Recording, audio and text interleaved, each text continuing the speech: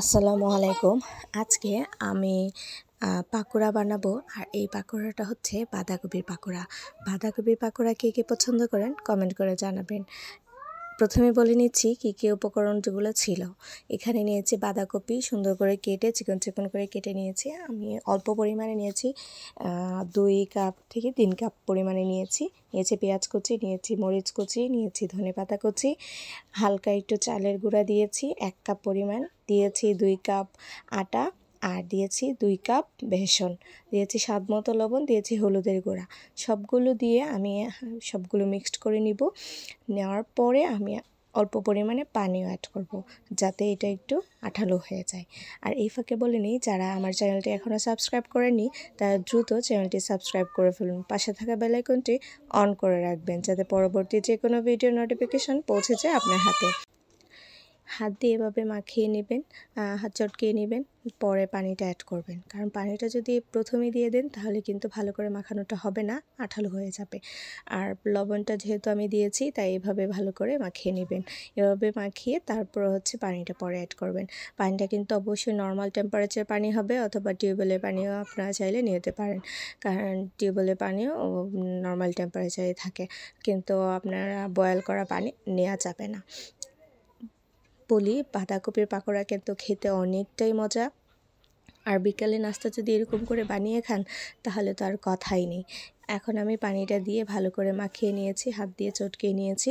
আর দেখেন সুন্দর একটা কালারও চলে আসছে। আমি পেঁয়াজটা একটু কমই নিয়েছি, যারা এখন কিন্তু আমি রেখে দিব 1/2 hour, কারণ এটা রেস্টে রেখে দেওয়ার পরে আমি পরে ভেজে নেব। আর এখন আমি চুলাতে প্যান বসিয়ে নিয়েছি, তেলটা গরম হয়েছে, মোটামুটি প্রায় বেশি হয়েছে। তারপরে হচ্ছে তেলটা গরম হয়ে যাওয়ার পরে আমি দিয়ে দিব পাকোড়াগুলো। আমি এখানে হাত দিয়ে পরিমাণ মতো নিয়েছি, বেশি ভারী দেওয়া যাবে না, মোটা করা যাবে না, তাহলে কিন্তু ভেতরে কাঁচা কাঁচা থেকে যাবে। আমি এখানে পাতলা করে সুন্দর করে এরকম অনেকগুলো নিয়েছি, আর তেলে ভেজে নিয়েছি, ডোবা তেলে, কারণ বেশি পরিমাণে তেল দেওয়া যাবে না। এভাবে আমি পুরো কড়াইতে দিয়ে দিয়েছি প্রায় 8 থেকে 9টা, দিয়ে আমি চুলার আঁচটা মিডিয়ামে রেখেছি। বেশি জোরে দিলে কিন্তু একটা পাশ পুড়ে যাওয়ার সম্ভাবনা থাকবে, আর পুড়ে গেলে কিন্তু খেতে তিতা লাগতে পারে। আপনারা কিন্তু মিডিয়াম আঁচে দিবেন, দিয়ে তারপরে হচ্ছে চুলার আঁচটা মিডিয়ামে রাখবেন। আর এভাবে কিন্তু পাকোড়া যদি আপনারা খান, চাইলে সস দিয়েও খেতে পারেন, তাহলে অন্যরকম একটা টেস্ট হয়। আর একটা কথা বলি, যারা প্রমোশনাল কাজ করাতে চান অবশ্যই আমার ভিডিওতে কমেন্ট করবেন, কারণ আমি ছোট যে ফ্রি প্রমোশন আছে বা বলেন সেগুলোও করতে চান, তারা অবশ্যই আমার সাথে যোগাযোগ করবেন। আর পরবর্তীতে যে কোনো ভিডিও দেখতে চান সেটাও কমেন্ট করে জানাবেন। আর আমার ভিডিওটা কেমন ছিল সেটা অবশ্যই কমেন্ট করতে ভুলবেন না, লাইক শেয়ার করতেও ভুলবেন না। আমার একটা পাশ পাকোড়া হয়ে গিয়েছে, আমি দ্বিতীয় পাশটা উল্টে নিয়েছি, নিয়ে আমি তারপরে দিয়ে দিব 2 মিনিটের মতো, দিয়ে তারপর হচ্ছে আমি সবগুলো পাকোড়া নামিয়ে নেব। যেহেতু আমি গ্যাসেই করছি তাই মিডিয়াম আঁচে দিয়েছি। যারা মাটির চুলায় রান্না করতে চান তারাও কিন্তু মিডিয়াম আঁচেই দিবেন, না হলে কিন্তু পাকোড়াটা পুড়ে গেলে কিন্তু তিতা লাগতে পারে, কারণ বেশি টেস্টও হবে না, কারণ পুরা জিনিস খেতে কিন্তু অবশ্যই কিন্তু তিতা লাগে। আর একটা কথা বলি, যারা আমাকে চেনেন জানেন এবং আমাকে সাপোর্ট করে আসছেন তাদেরকে অসংখ্য ধন্যবাদ। আমি আরেকবার একটু উল্টিয়ে নিব, কারণ নিচের পাশটা একটু হয়েছে আর এই পাশটা একটু কাঁচা আছে, তাই আবার এই পাশটা উল্টিয়ে দিব। দেওয়ার পরে দেখেন কত সুন্দর একটা কালারও আসছে। আর এরকম পাকোড়া কিন্তু বিকালে ছাদে বসে চায়ের সাথে খেলে কিন্তু অনেকটাই টেস্টি হয়। আর এরকম নাস্তা কিন্তু খেতে দারুণ লাগে।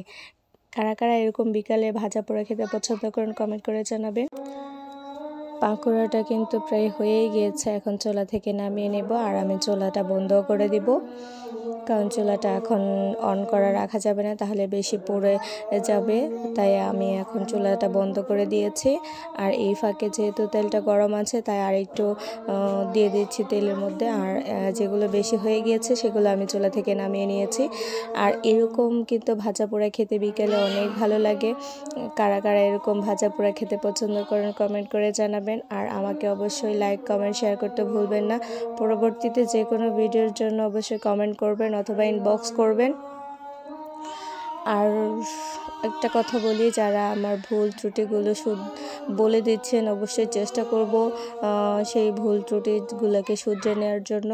আর এখন কিন্তু আমার পাকোড়াটা হয়ে গিয়েছে। এরকম বিকেলে নাস্তা ঝটপট করে বানিয়ে ফেলুন বাসায়।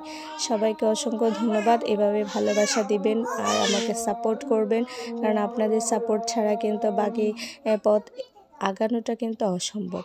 তাই বলছি, অবশ্যই সাপোর্ট করবেন, আমার জন্য দোয়া করবেন। সবাইকে ধন্যবাদ।